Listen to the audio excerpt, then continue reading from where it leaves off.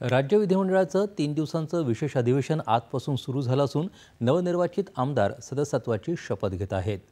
सकाळी 11 वाजता कामकाज सुरू झाल्यावर विधानसभेचे हंगामी अध्यक्ष कालिदास कोळंबकर यांनी तालिका अध्यक्ष म्हणून जयसुख संचेती, माणिकराव कोकाटे, जयकुमार रावल आणि आशिष जयस्वाल यांची निवड जाहीर केली।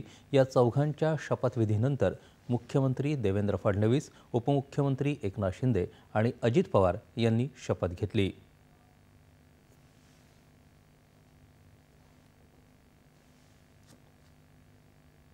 मी देवेंद्र सरिता गंगाधरराव फडणवीस ईश्वर साक्ष शपथ घेतो की कायद्याद्वारे स्थापित झाले आहे अशा भारतीय संविधानाप्रती मी खरी श्रद्धा व निष्ठा बाळगेन। भारताची सार्वभौमता व एकात्मता उन्नत राखेन आणि आता जे कर्तव्य मी हाती घेणार आहे ते निष्ठापूर्वक पार पाडेन। मी एकनाथ संभाजी शिंदे विधानसभेचा सदस्य म्हणून निवडून आलो असल्याने ईश्वर साक्ष शपथ घेतो की कायद्याद्वारे स्थापित झालेल्या अशा भारतीय संविधानाबद्दल मी खरी श्रद्धा व निष्ठा बाळगीन, भारताची सार्वभौमता व एकात्मता उन्नत राखीन आणि आता जे कर्तव्य मी हाती घेणार आहे ते निष्ठापूर्वक पार पाडीन। मी अजित आशाताई अनंतराव पवार विधानसभेचा सदस्य म्हणून निवडून आलो असे गांभीर्यपूर्वक प्रतिज्ञा करतो की कायद्याद्वारे स्थापित झाले आहे अशा भारतीय संविधानाबद्दल मी खरी श्रद्धा व निष्ठा बाळगीन, भारताची सार्वभौमता व एकात्मता उन्नत राखीन आणि आता जे कर्तव्य मी हाती घेणार आहे ते निष्ठापूर्वक पार पाडीन।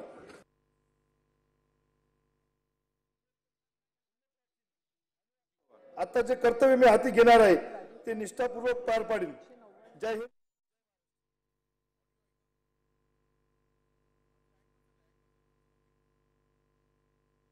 दिलीप वळसे पाटील, राहुल नार्वेकर, नरहरी झिरवळ, छगन भुजबळ, सुधीर मुनगंटीवार, हसन मुश्रीफ, गुलाबराव पाटील, उदय सामंत, शंभूराज देसाई, चंद्रकांत पाटील, धनंजय मुंडे, आदिती तटकरे यांनी शपथ घेतली।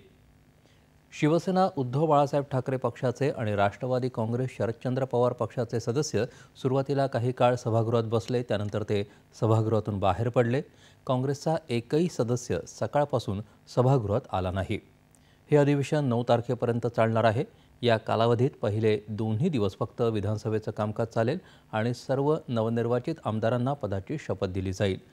9 डिसेंबरला विधानसभा अध्यक्षांची निवड होईल आणि त्यानंतर राज्यपाल CP राधाकृष्णन दोन्ही सभागृहांसमोर अभिभाषण करतील।